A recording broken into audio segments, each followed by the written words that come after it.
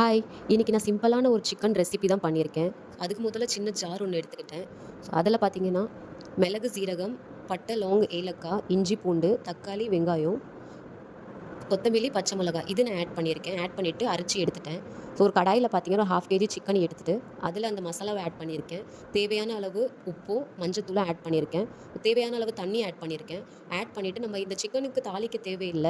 டைரக்ட்டா நம்ம தேவையான அளவு தண்ணி போட்டுட்டு நம்ம ஏத்திற வேண்டியது தான் அடுப்புல. ஸோ அடுப்புல ஏத்திட்டு 20 மினிட்ஸ்க்கு நான் சிக்கன வேக விட்டுட்டேன். ஸோ 20 மினிட்ஸ்லயே நல்லா வெந்துரும் சிக்கனு.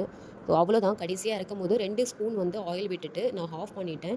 நான் கொஞ்சம் செமி கிரேவியா தான் வச்சிருக்கேன். ஏன்னா ஈவினிங் சப்பாத்தி செய்ய போறேன். ஸோ சப்பாத்திக்கு இது நல்லாயிருக்கும் சாப்பிட்டோன்னா. கண்டிப்பா நீங்களும் செஞ்சு பாருங்க. செஞ்சு பார்த்துட்டு கமெண்ட் பண்ணுங்க.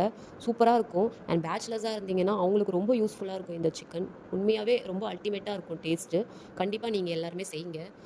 அண்ட் என்னோட சேனல நியூவா பார்க்குறீங்க அப்படின்னா, கண்டிப்பா எனக்கு சப்போர்ட் பண்ணுங்க. அண்ட் உங்களுக்கு செமி கிரேவியா வேண்டாம் அப்படின்னா, நீங்க ட்ரை பண்ணிக்கலாம். ஃபுல் ட்ரை பண்ணிட்டு நீங்க ஆஃப் பண்ணிக்கலாம் அடுப்ப. கண்டிப்பா ட்ரை பண்ணிட்டு எனக்கு கமெண்ட்ல சொல்லுங்க எப்படி இருந்துச்சுன்னு சொல்லி. பாய்.